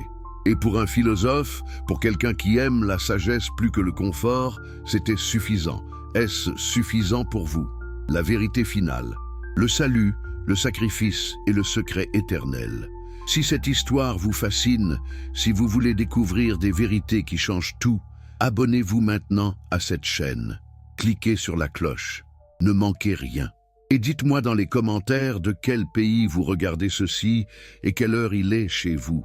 Je veux savoir où dans le monde cette révélation arrive. Si vous êtes sur mobile, appuyez sur ce bouton maintenant. Juste une seconde. Cela aide énormément à partager cette vérité avec plus de personnes. Merci. Continuons ce voyage vers la vérité la plus profonde. Vous avez découvert le plan. Vous avez vu comment Pierre a orchestré la crucifixion. Vous avez compris les 3 jours dans le tombeau. Vous avez réalisé comment l'Église a été construite sur un secret soigneusement gardé. Mais il reste une question, la question la plus importante, la question qui hantait Spinoza jusqu'à son dernier souffle. Pourquoi? Pourquoi tout cela? Quel était le véritable objectif? Qu'est-ce que Pierre essayait vraiment d'accomplir? Et la réponse va bouleverser tout ce que vous pensiez comprendre sur le salut, sur le sacrifice, sur l'amour lui-même. Le paradoxe du salut. Revenons à la question fondamentale. Qu'est-ce que le salut? Qu'est-ce que Jésus était censé accomplir par sa mort? La réponse traditionnelle est simple. Jésus est mort pour racheter les péchés de l'humanité. Son sang innocent a payé la dette que nous devions à Dieu. Par sa mort, nous avons la vie éternelle. C'est une belle théologie, mais Spinoza ne pouvait pas l'accepter. Pourquoi? Parce qu'elle ne faisait aucun sens selon sa philosophie. Dans le système de Spinoza, Dieu n'est pas une personne qui se met en colère contre les péchés. Dieu est la nature elle-même, la substance infinie dont tout découle. Dieu ne demande pas de sacrifice de sang, Dieu ne négocie pas, Dieu ne change pas d'avis. Alors si Jésus n'est pas mort pour apaiser un Dieu en colère, pourquoi est-il mort? Quel était le véritable but de la crucifixion? Spinoza a trouvé la réponse dans les enseignements de Jésus lui-même. Jésus n'avait jamais vraiment parlé de racheter les péchés par le sang. Il parlait de transformation, de renaissance, de voir le monde différemment. Le royaume de Dieu n'est pas un lieu dans l'au-delà, c'est un état de conscience, une façon de vivre, une réalité que vous créez ici et maintenant par vos choix, vos actions, votre amour. Mais comment changer la conscience humaine à une échelle massive? Comment transformer une espèce entière de créatures violentes, égoïstes, tribales, en être capables d'amour universel? Vous ne pouvez pas le faire par des arguments. Vous ne pouvez pas le faire par la logique. Les gens ne changent pas leur comportement profond par la raison. Ils changent par les émotions, par les histoires, par les symboles qui touchent quelque chose de plus profond que l'intellect. Ils ont besoin d'un martyr, d'un sacrifice, d'une image si puissante qu'elle brûle dans leur âme et refuse de les laisser tranquilles. C'était le génie de Pierre. Il comprenait que pour changer l'humanité, vous deviez créer un mythe, pas un mensonge cynique, mais un mythe authentique. Une histoire vraie dans son essence émotionnelle et morale, même si ses détails historiques étaient arrangés. La crucifixion devait arriver. Jésus devait mourir publiquement, injustement, horriblement, parce que cette image, cet homme innocent souffrant pour les péchés des autres, cette image résonne avec quelque chose de profond dans la psyché humaine. Nous comprenons tous le sacrifice. Nous avons tous ressenti la culpabilité. Nous avons tous souhaité qu'il y ait une façon d'effacer nos erreurs, de recommencer, d'être pardonnés. Et la croix offrait exactement cela. Un symbole de pardon universel. Un symbole qui disait même vos pires péchés peuvent être rachetés. Même votre plus grande honte peut être lavée. Même vous pouvez être transformés. C'était le salut que Pierre créait. Pas un salut de punition divine, mais un salut de conscience humaine, un salut qui libérait les gens de leur propre culpabilité et leur permettait de devenir meilleurs. Et cela fonctionnait. Pendant 2000 ans, des millions de personnes ont regardé cette croix et ont trouvé le courage de changer, de pardonner, d'aimer, de sacrifier pour les autres. Le fait que tout cela reposait sur un plan humain plutôt que sur une intervention divine ne diminuait pas sa puissance. Au contraire, cela le rendait plus impressionnant, parce que cela signifiait que des humains, par leur propre intelligence et créativité, pouvaient créer quelque chose d'aussi transformateur qu'un miracle. Mais il y avait un coût terrible, et c'est Pierre qui l'a payé. L'éthique de l'amour impossible. Imaginez aimer quelqu'un tellement que vous êtes prêt à le tuer, non pas par haine, non pas par vengeance, mais parce que vous savez que sa mort servira à un but plus grand, qu'elle sauvera d'innombrables autres vies, qu'elle changera le cours de l'histoire. Pourriez-vous le faire? Pourriez-vous regarder dans les yeux de votre meilleur ami et orchestrer sa mort? C'est ce que Pierre a fait, et Spinoza comprenait l'horreur morale de cette position. Dans son Éthique, il écrit longuement sur les dilemmes où faire le bien nécessite de faire le mal, où la vertu suprême ressemble à vice suprême, où l'amour le plus pur s'exprime par l'acte le plus cruel. Il appelait cela l'amour intellectuel de Dieu, non pas l'émotion sentimentale, mais la compréhension rationnelle de ce qui doit être fait, même quand cela brise votre cœur, même quand cela détruit votre âme, même quand cela fait de vous un monstre aux yeux du monde. Pierre incarnait cet amour impossible. Il aimait Jésus assez pour le laisser mourir. Il aimait l'humanité assez pour orchestrer la mort de son ami. Il s'aimait assez peu pour accepter d'être haï éternellement si cela servait le plan. C'est l'éthique la plus exigeante imaginable, plus exigeante que n'importe quel commandement religieux, plus exigeante que n'importe quelle loi morale, parce qu'elle demande non seulement votre obéissance, mais votre compréhension totale de pourquoi vous faites ce que vous faites. Pierre ne suivait pas des ordres aveugles, il n'obéissait pas à une autorité externe. Il agissait selon sa propre compréhension de ce qui était nécessaire, et c'est ce qui rendait son sacrifice si monumental. Quand quelqu'un vous ordonne de faire quelque chose de terrible, vous pouvez blâmer celui qui ordonne. Vous pouvez dire « je ne faisais que suivre les instructions ». Mais quand vous décidez vous-même que quelque chose de terrible doit être fait et vous le faites, alors vous portez tout le poids de cette décision. Pierre portait ce poids, et il le portait seul, parce qu'il ne pouvait pas partager la vérité avec les autres. Il ne pouvait pas leur dire qu'il orchestrait tout. Il devait laisser même ses amis les plus proches croire qu'il était un traître. Vous imaginez cette solitude, savoir que vous faites la chose la plus courageuse et la plus noble de votre vie, mais que tout le monde, absolument tout le monde, pense que vous êtes un lâche, que même l'histoire se souviendra de vous avec mépris. Et vous ne pouvez pas vous défendre, vous ne pouvez pas expliquer, vous devez simplement porter ce fardeau en silence jusqu'à votre mort. C'est l'amour impossible, l'amour qui se détruit lui-même, l'amour qui accepte la haine si cela permet à l'objet de son amour de briller. Spinoza pleurait quand il écrivait sur cela. Ses manuscrits montrent des traces de larmes, des passages où l'encre est tachée, où les mots sont griffonnés avec une émotion évidente, parce qu'il comprenait ce que Pierre avait enduré. Et il ressentait la même chose dans sa propre vie. N'était-il pas excommunié pour avoir cherché la vérité? N'était-il pas rejeté par sa propre communauté pour avoir osé penser différemment?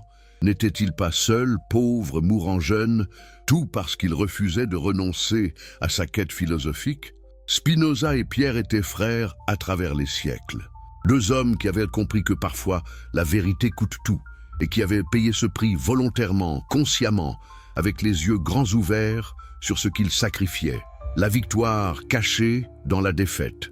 Mais voici le paradoxe magnifique.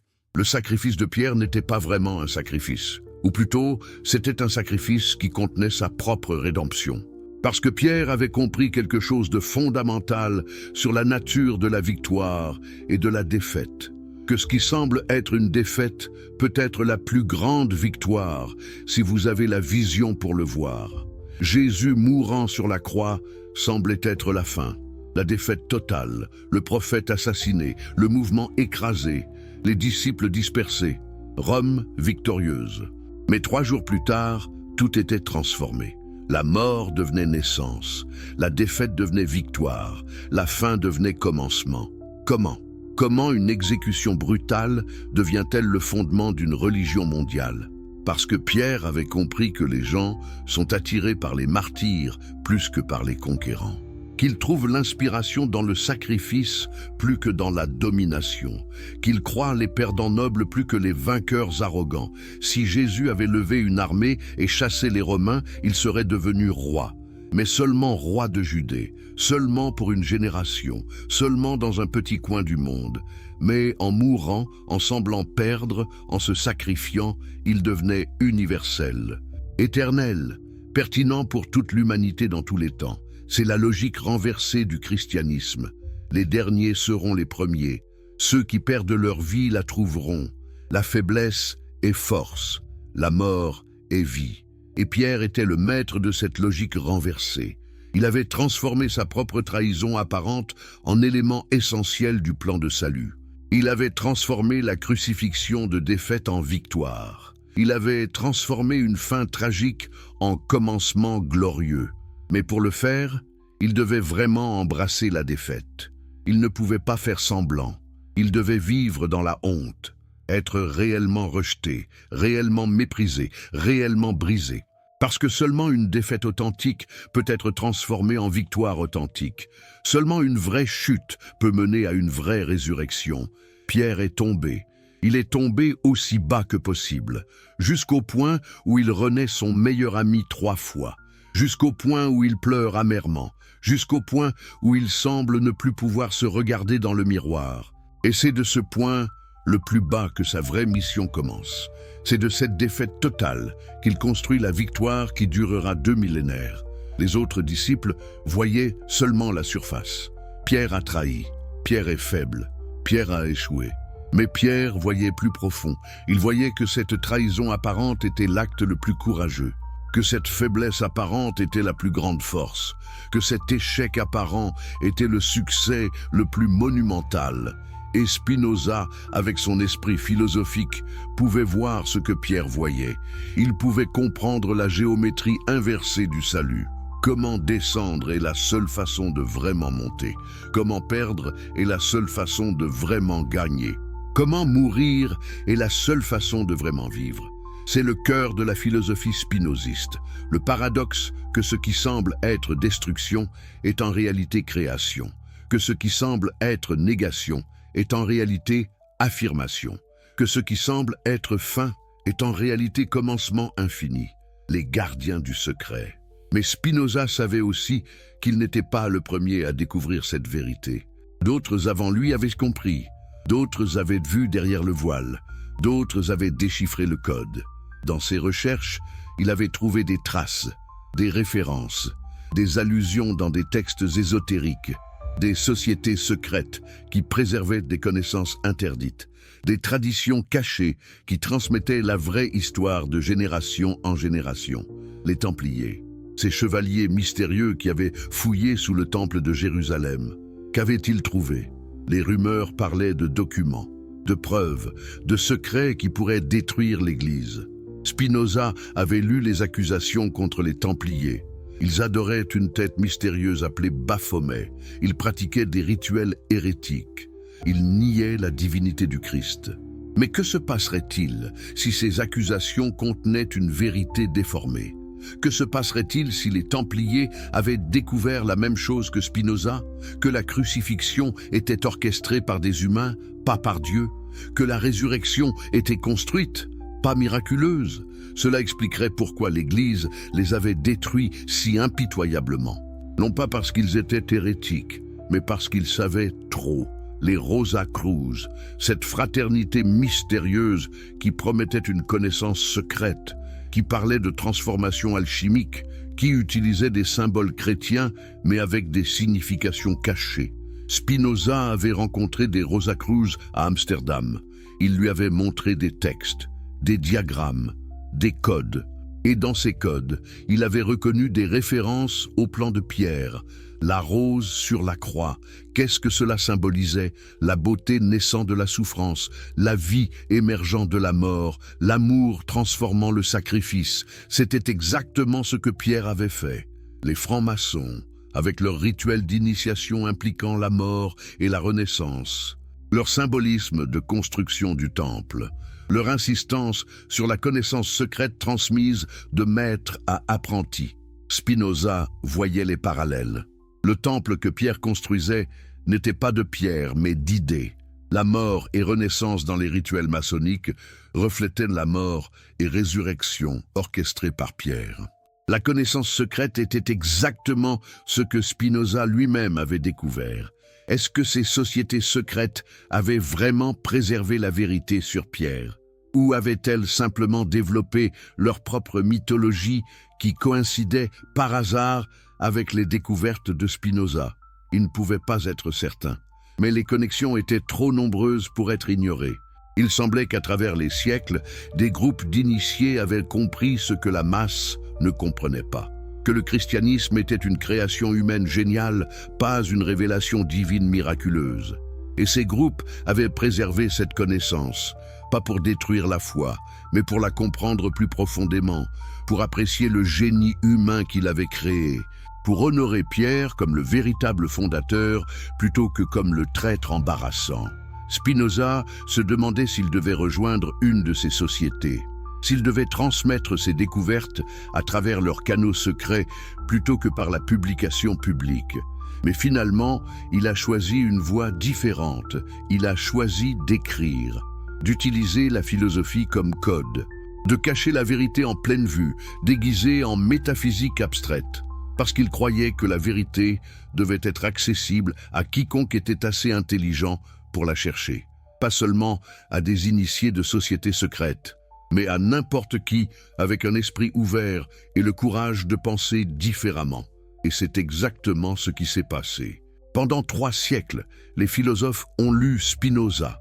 Ils ont lutté avec ses idées, ils ont été influencés par sa vision. Et lentement, progressivement, ces idées ont miné les fondements du christianisme traditionnel. Kant, Hegel, Nietzsche, tous ont été influencés par Spinoza. Tous ont continué son projet de naturaliser la religion, de comprendre la foi comme phénomène humain plutôt que comme intervention divine.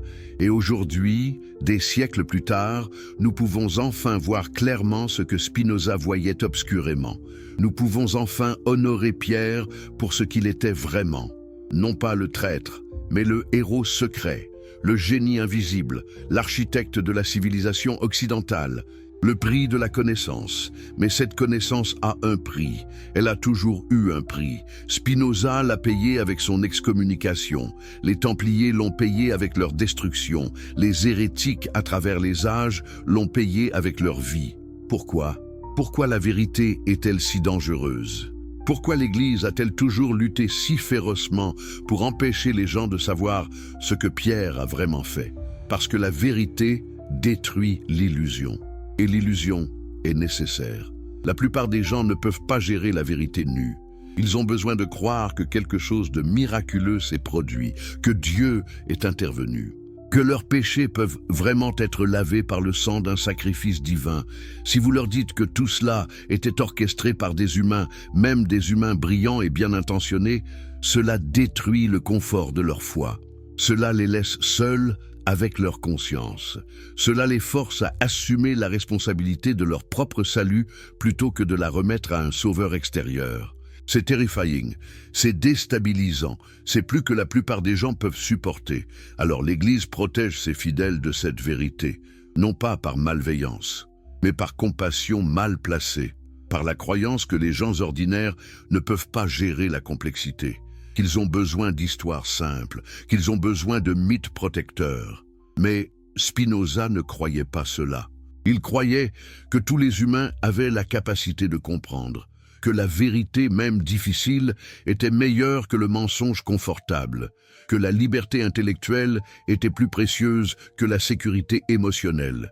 Et c'est pourquoi il a écrit, c'est pourquoi il a persisté malgré l'excommunication.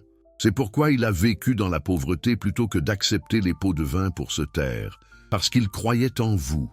Il croyait que quelque part, dans les générations futures, il y aurait des gens capables de gérer la vérité, capables de voir Pierre clairement, capables de comprendre que l'humanité à son meilleur peut créer des choses aussi merveilleuses que n'importe quel Dieu.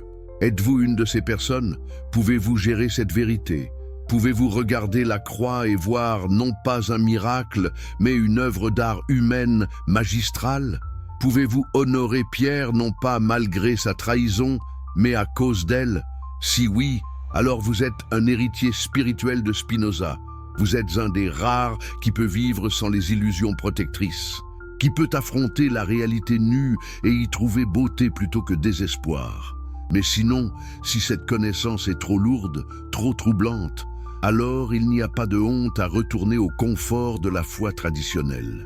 Spinoza comprendrait, Pierre comprendrait, parce qu'ils savaient tous les deux que tout le monde ne peut pas être un philosophe, que tout le monde ne peut pas vivre avec les vérités difficiles, que la plupart des gens ont besoin des mythes pour donner du sens à leur vie.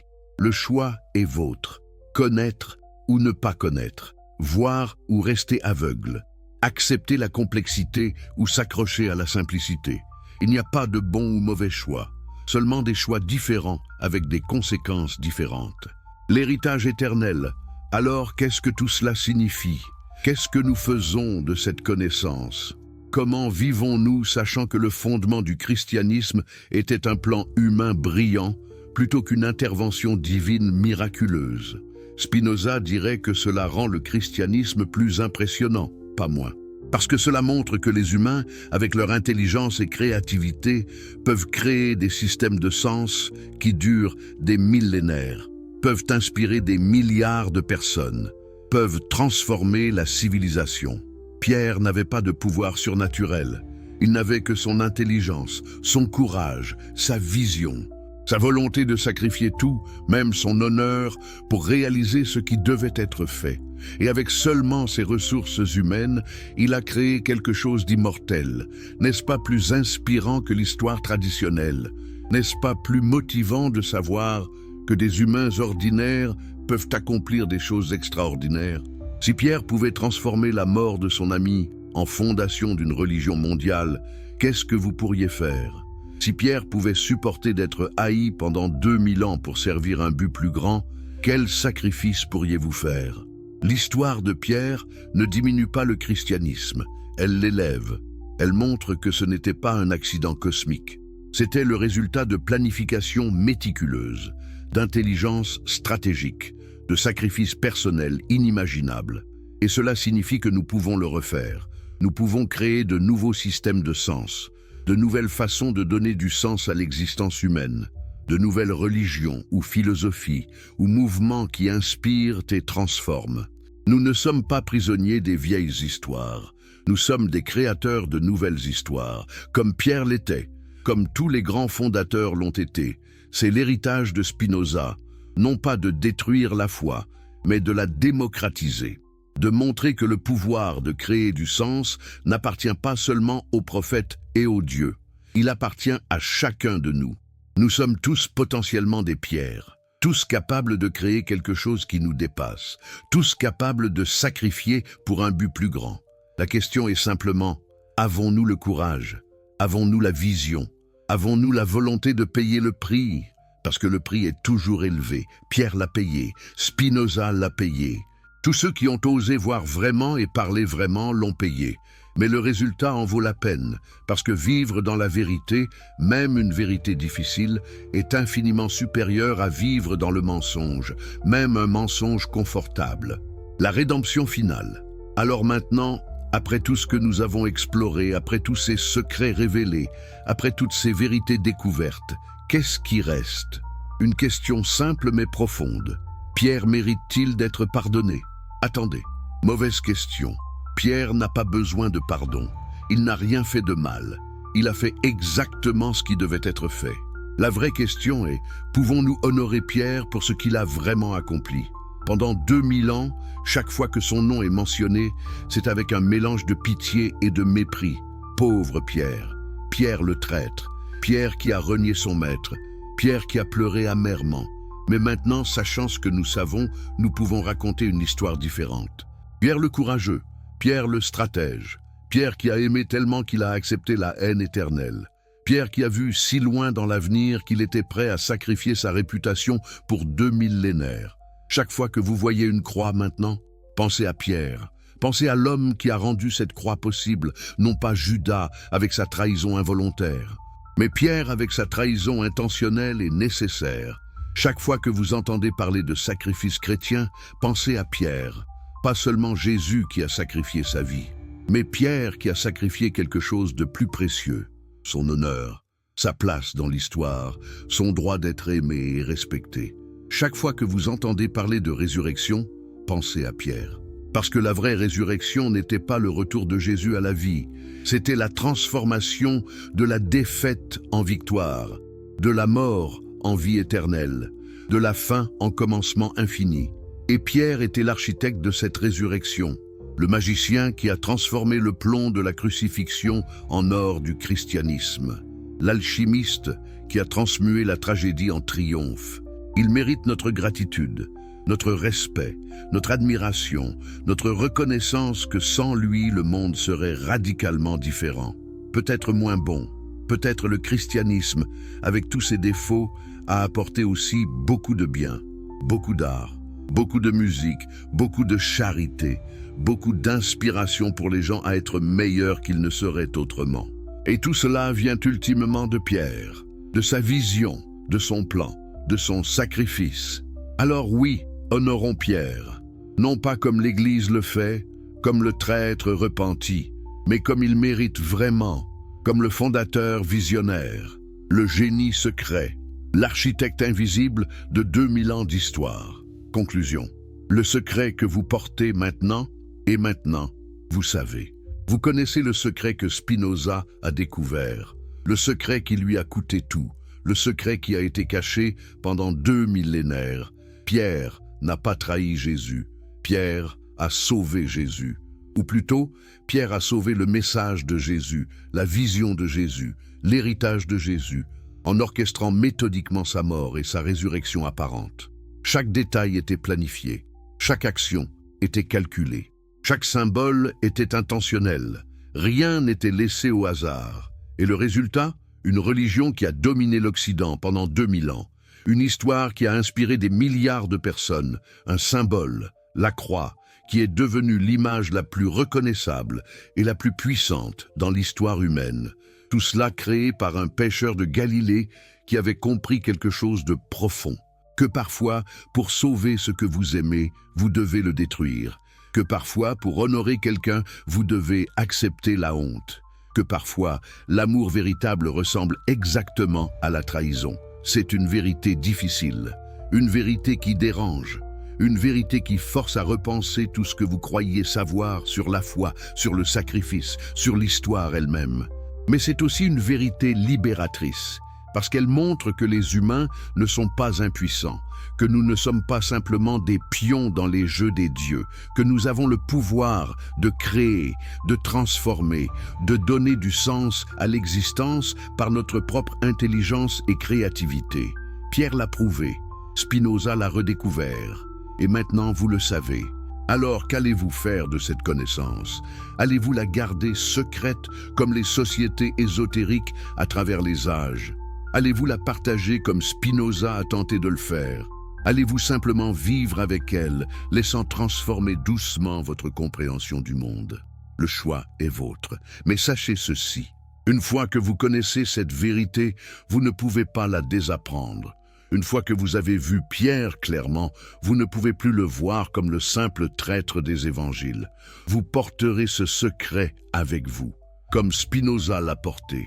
Comme tous les initiés avant vous l'ont porté, ce sera un poids, mais ce sera aussi un cadeau. Le poids de savoir que les fondements de la civilisation occidentale reposent sur un mensonge noble, sur une illusion soigneusement construite, sur un plan humain brillant, déguisé en intervention divine, mais aussi le cadeau de comprendre ce que l'humanité est capable d'accomplir quand elle s'engage totalement à une vision. Quand elle est prête à sacrifier tout pour réaliser quelque chose de plus grand qu'elle-même, quand elle utilise son intelligence non pas pour détruire, mais pour créer. Pierre vous regarde à travers les siècles, non pas avec colère que vous avez découvert son secret, mais avec satisfaction, parce que finalement quelqu'un comprend, finalement quelqu'un voit. Il n'a pas besoin que vous croyiez aveuglément, il n'a jamais voulu cela. Ce qu'il voulait, c'était que son sacrifice serve un but, que sa trahison apparente mène à quelque chose de beau, que sa honte éternelle rachète quelque chose de précieux. Et cela s'est produit pendant 2000 ans. Des milliards de vies touchées, des innombrables actes de bonté inspirés. Une civilisation entière façonnée par l'histoire qu'il a créée. Était-ce bien? Était-ce mal? C'est une question trop simple pour une réalité trop complexe. C'était nécessaire, c'était humain, c'était brillant et terrible à la fois, comme toutes les grandes choses que l'humanité a jamais faites, et maintenant vous en faites partie. En connaissant cette histoire, en comprenant cette vérité, vous devenez un héritier de Pierre et Spinoza. Vous rejoignez la lignée secrète de ceux qui voient plus profondément, qui comprennent plus complètement, qui vivent avec les vérités difficiles plutôt que les mensonges confortables. Bienvenue dans ce cercle, bienvenue dans cette connaissance, bienvenue dans cette responsabilité. Parce que maintenant que vous savez, vous avez un choix à faire. Que ferez-vous de cette vérité? Comment vivrez-vous avec elle? Comment changera-t-elle votre compréhension, non seulement du passé, mais du présent et du futur? Pierre a changé le monde avec un plan. Spinoza a tenté de révéler ce plan, et maintenant c'est votre tour. Peut-être vous ne créerez pas une nouvelle religion. Peut-être vous ne serez pas excommunié pour vos idées, mais vous créerez quelque chose. Vous sacrifierez quelque chose. Vous contribuerez à façonner le futur de l'humanité de quelque manière, si petite soit-elle. Et quand vous le ferez, rappelez-vous Pierre. Rappelez-vous que les plus grands accomplissements nécessitent souvent les plus grands sacrifices. Que la véritable grandeur n'est pas toujours reconnue, que parfois faire ce qui est juste signifie être haï par ceux que vous essayez de sauver. Mais faites-le quand même, parce que c'est ce que signifie être pleinement humain, pas simplement exister, mais créer, transformer. Laissez le monde un peu différent, un peu meilleur, parce que vous étiez ici. Pierre l'a fait, à une échelle que nous pouvons à peine comprendre. Avec un courage que nous pouvons à peine imaginer, avec un sacrifice qui défie toute compréhension. Et son héritage continue, dans chaque église, dans chaque croix, dans chaque vie transformée par le message qu'il a si soigneusement préservé et propagé. Mais maintenant, son héritage continue aussi dans vous, dans votre connaissance, dans votre compréhension, dans votre appréciation de ce qu'il a vraiment accompli. Ne le laissez pas être vain, ne laissez pas cette vérité mourir avec vous. Trouvez des façons de l'honorer, de partager ce que vous avez appris, de continuer le travail que Spinoza a commencé il y a plus de 3 siècles, pas en détruisant la foi des autres, mais en approfondissant leur compréhension, en montrant que l'humanité à son meilleur peut accomplir des miracles sans intervention surnaturelle, que nous sommes plus puissants, plus créatifs, plus extraordinaires que nous le réalisons généralement. C'est le message final. Le message qui transcende toutes les doctrines et tous les dogmes. Le message que Pierre incarnait et que Spinoza articulait. Nous sommes capables de grandeur. Nous sommes capables de transformation. Nous sommes capables de créer du sens dans un univers qui n'en a pas intrinsèquement. Et cette capacité est miraculeuse. Plus miraculeuse que n'importe quelle intervention divine, parce que c'est nous, notre intelligence, notre créativité, notre amour, notre sacrifice. Pierre vous appelle à travers les siècles, non pas à croire aveuglément, mais à voir clairement, à comprendre profondément, à vivre courageusement avec les vérités que vous découvrez. Répondrez-vous à cet appel? Le choix, comme toujours, est vôtre. Mais rappelez-vous, Pierre a choisi, Spinoza a choisi, et leur choix a changé le monde. Maintenant, c'est votre tour de choisir, de décider qui vous voulez être, comment vous voulez vivre, quel héritage vous voulez laisser. Choisissez sagement, choisissez courageusement, choisissez avec la pleine conscience de ce que votre choix signifie. Et quoi que vous choisissiez, sachez que Pierre et Spinoza vous regardent, non pas avec jugement, mais avec espoir. Espoir que vous comprendrez, que vous verrez, que vous continuerez leur travail de révéler la véritable grandeur de l'esprit humain. Le secret est vôtre maintenant. Portez-le bien.